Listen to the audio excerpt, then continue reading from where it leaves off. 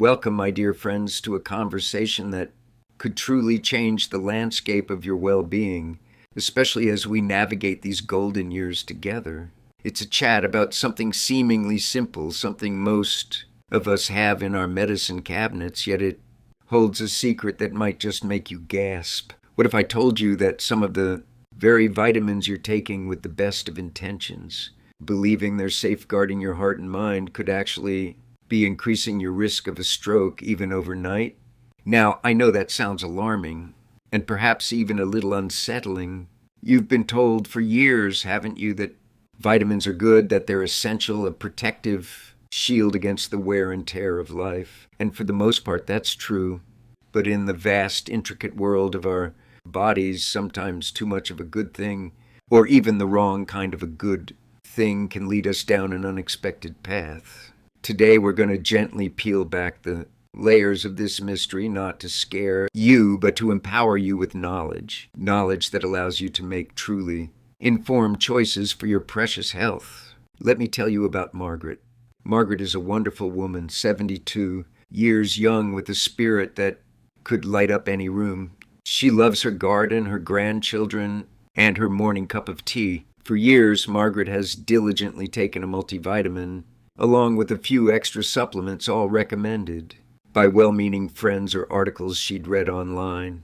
She believed she was doing everything right, building a fortress of nutrients around her body. She'd often tell me, I just want to stay strong, vibrant, and avoid those awful things. Like strokes that run in my family, her intentions, like so many of yours, were pure and rooted in a deep desire for good health.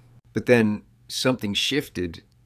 Margaret started feeling a bit off. Little dizzy spells here and there, a persistent fatigue that wasn't there before. She dismissed them as just getting older, until one morning she woke up with a strange numbness on one side of her face and a difficulty finding the right words. Thankfully, her quick-thinking daughter recognized the signs, and Margaret received prompt medical attention. It was a mini-stroke, a transient ischemic attack, a stark warning shot. And as we delved into her lifestyle, her diet, and yes, her supplement regimen, a startling pattern began to emerge. The very vitamins she thought were protecting her in her specific situation were contributing to the risk. This isn't just Margaret's story. It's a quiet whisper echoing through countless lives. Many of us, especially as we age, focus on preventing nutrient deficiencies, and that's a noble pursuit. We worry about bone density, brain fog, and energy levels, and so we reach for those familiar bottles, often without a deeper understanding of what's truly inside, how it interacts with our unique biology, or frankly, how much is simply too much. We assume more is better, a kind of nutritional insurance policy. But here's where the science gently steps in and asks us to reconsider. Our bodies are incredibly intelligent, complex ecosystems. They strive for balance, for a delicate harmony. When we introduce certain high-dose synthetic vitamins, particularly those that are fat-soluble, we can inadvertently disrupt this equilibrium.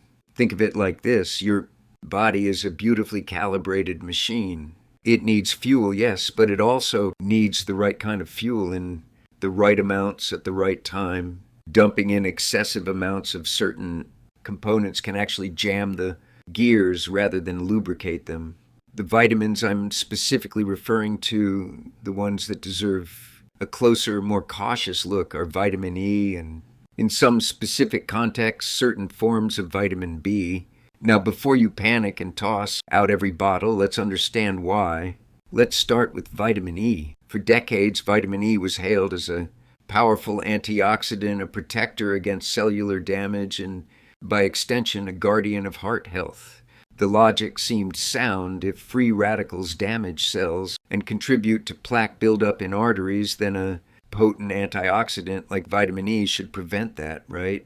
Many studies in the past, often observational, seem to support this idea. So, countless people, including dear Margaret, started taking high-dose vitamins. E supplements, often 400 IU international units or even more, believing they were doing their hearts a huge favor. But then larger, more rigorous clinical trials began to emerge, and they painted a different picture, a picture that was frankly quite surprising and even concerning. One of the most significant was the HOPE-2 trial, a follow-up to the Heart Outcomes Prevention Evaluation Study. This massive trial involving thousands of participants with existing heart disease or diabetes aimed to see if long-term high-dose vitamin E supplementation 400 IU daily could reduce cardiovascular events. What they found was not only no benefit, but actually a slight increase in heart failure in the vitamin E group. Even more striking was a comprehensive meta-analysis published in the Journal of the American Medical Association, JAMA, which reviewed multiple large-scale randomized trials. This analysis concluded that high-dose vitamin E supplements, particularly at 400 IU or more per day, were associated with an increased risk of all-cause mortality. That's a strong statement. So, what's going on here? How can an antioxidant, a supposed protector, become a potential risk factor? The scientific community is still piecing together the full puzzle, but several theories have emerged. One theory suggests that in our body's complex antioxidant network, vitamin E, especially in synthetic high-dose forms like alpha-tocopherol, can become a pro-oxidant under certain conditions. This means that instead of neutralizing harmful free radicals, it might actually start generating them. Imagine a superhero who, under too much pressure, accidentally starts creating the very problem they were meant to solve. Our body has a beautiful balance of antioxidants, both internal, like glutathione, and those we get from food. Flooding the system with one isolated high-dose antioxidant might throw off this delicate balance, leading to unintended consequences. Another important aspect is how vitamin E might interact with blood clotting. Some research suggests that high doses of vitamin E can interfere with vitamin K, which is crucial for blood clotting. While this might sound beneficial in theory, thinner blood, less clots, it can become dangerous in practice, especially for individuals already on blood-thinning medications or those with underlying risks for hemorrhagic stroke, bleeding stroke. For some, it might subtly alter the body's natural ability to regulate blood viscosity, leaning it towards a more precarious state. Then there's the nuance of natural versus synthetic vitamin E. Most supplements contain alpha-tocopherol, often a synthetic form. However, natural vitamin E found in foods is a complex of 8 different compounds: alpha, beta, gamma, and delta tocopherols and tocotrienols. These compounds work together in synergy, each playing a slightly different role. When we take a high dose of just one isolated synthetic form, especially alpha-tocopherol, it can actually interfere with the absorption and utilization of the other beneficial forms of vitamin E, almost creating a competitive imbalance within the body. It's like trying to make a delicious orchestra with just one instrument playing incredibly loudly, drowning out all the others. The full symphony is lost. So for Margaret and for many like her who were already at a higher risk due to age, perhaps family history or other health conditions, adding a high dose of isolated synthetic vitamin E might have subtly pushed her system out of balance, making her more vulnerable to that crucial vascular event. It wasn't a sudden dramatic poisoning.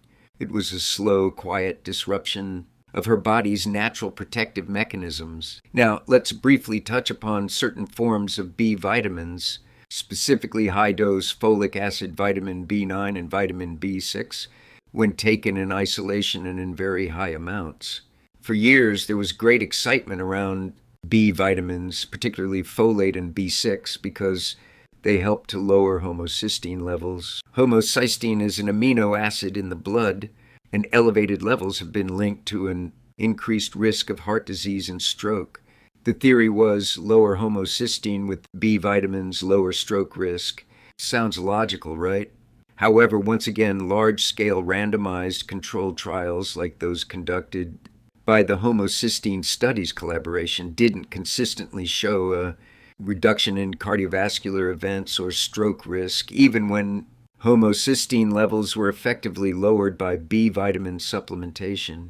In fact, some studies have raised concerns particularly regarding very high doses of synthetic folic acid in certain populations. For example, there's a growing body of research suggesting that very high unmetabolized folic acid levels in the blood, especially in individuals with a common genetic variant called MTHFR gene polymorphism, which affects how the body processes folate, might have unforeseen consequences. While not a direct cause of stroke, an imbalance or overload of synthetic B vitamins could, for some individuals, contribute to other metabolic stresses or indirectly affect vascular health over time. This is a nuanced area, and B vitamins are absolutely essential for countless bodily functions. The key here, as with vitamin E, is often the dose, the form, and the individual's unique biochemistry. Many of us might be better served by obtaining these crucial B vitamins from whole, unprocessed foods or through a balanced food-derived B complex supplement that provides a wide spectrum of B vitamins in their natural bioavailable forms. So, what's the take-home message here? It's not to fear all vitamins, absolutely not. It's about shifting our perspective from a more is better mentality to a balance and synergy or vital understanding. Think about your body as a magnificent garden. You wouldn't simply dump enormous amounts of one type of fertilizer onto it, would you? You'd understand that the soil needs a diverse blend of nutrients, sunlight, water, and careful tending. Each element plays a role, and too much of one can actually harm the delicate ecosystem of the garden. Our bodies are exactly the same. They thrive on a wide variety of nutrients working together in harmony as they are naturally found in whole foods. When we try to isolate one nutrient and megadose it, especially in its synthetic form, we're often missing the crucial cofactors and the intricate balance that nature intended. Let's go back to Margaret. After her mini-stroke, we gently guided her towards a different approach. Instead of the high-dose synthetic vitamin E, we encouraged her to embrace foods rich in a spectrum of natural vitamin E like almonds, spinach, sunflower seeds, and avocado. Her plates became a riot of color and flavor, each meal a mini masterpiece of nutrition. For her B vitamins, we focused on leafy greens, lean proteins, and whole grains, ensuring she received the full spectrum of B vitamins in their natural forms. We also explored gentle methylated B complex supplements that are often better absorbed and utilized by the body, especially for those with genetic predispositions like the MTHFR variant. The transformation in Margaret was profound, and not just in terms of avoiding another stroke. Her energy levels soared, the dizzy spells vanished, her mind felt sharper, clearer. She often remarks how she feels, lighter and more vibrant, truly living, in harmony with her body's needs. She wasn't just taking vitamins, she was nourishing her entire being with thoughtful, informed choices. This isn't about demonizing supplements. They absolutely have their place, especially when addressing specific diagnosed deficiencies under the guidance of a healthcare professional. For example, if you have a diagnosed vitamin D deficiency, supplementing with vitamin D is crucial. If your doctor determines you need a specific B vitamin due to malabsorption or a unique metabolic need, then targeted supplementation can be incredibly beneficial. The key message is this: when it comes to your health, especially as you age, the gentle, holistic path often yields the most sustainable and profound results. Instead of reaching for high-dose, isolated synthetic vitamins as a blanket solution, consider these steps. Prioritize whole foods. This is the bedrock of all good health.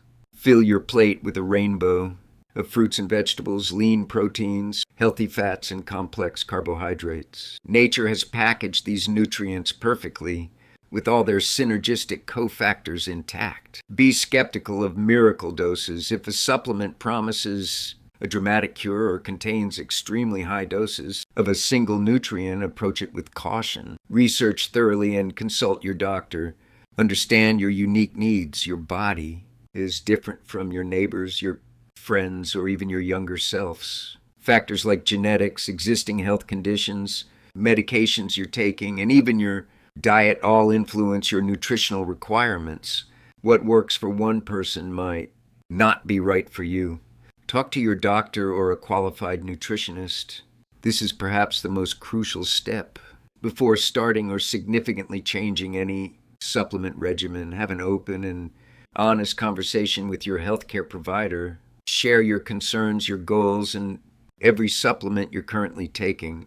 They can help you identify any actual deficiencies, assess potential interactions with medications, and guide you toward a personalized, safe, and effective approach. This is particularly important if you have a history of heart disease, stroke, or are on blood-thinning medications. Remember, my dear friends, your body is a testament to the incredible journey of life. It has carried you through so much, and it deserves your most thoughtful, gentle care. The wisdom of age isn't just about accumulating years. It's about accumulating a deeper understanding of ourselves and how to truly thrive. Don't let fear guide your choices, but let informed awareness be your compass. Take a moment to look at the supplements you're currently taking. If you see high doses of isolated vitamin E or synthetic B vitamins, especially if you have risk factors for stroke, this might be a gentle nudge to have that conversation with your doctor. The path to vibrant health isn't always about adding more. Sometimes it's about gently refining, balancing, and aligning our choices with what our bodies truly need. It's about listening to the quiet wisdom within. I encourage you to take this information, reflect on it, and most importantly, engage in a conversation with your trusted healthcare provider. Your journey to optimal health is a deeply personal one, and I'm here to support you with insights grounded in science and delivered with care. In our next conversation, we'll explore another fascinating aspect of senior health that can profoundly impact your energy and mental clarity, a simple change that often gets overlooked. So stay well, stay informed, and keep nurturing that incredible vessel that carries your beautiful spirit. Until next time, take good care.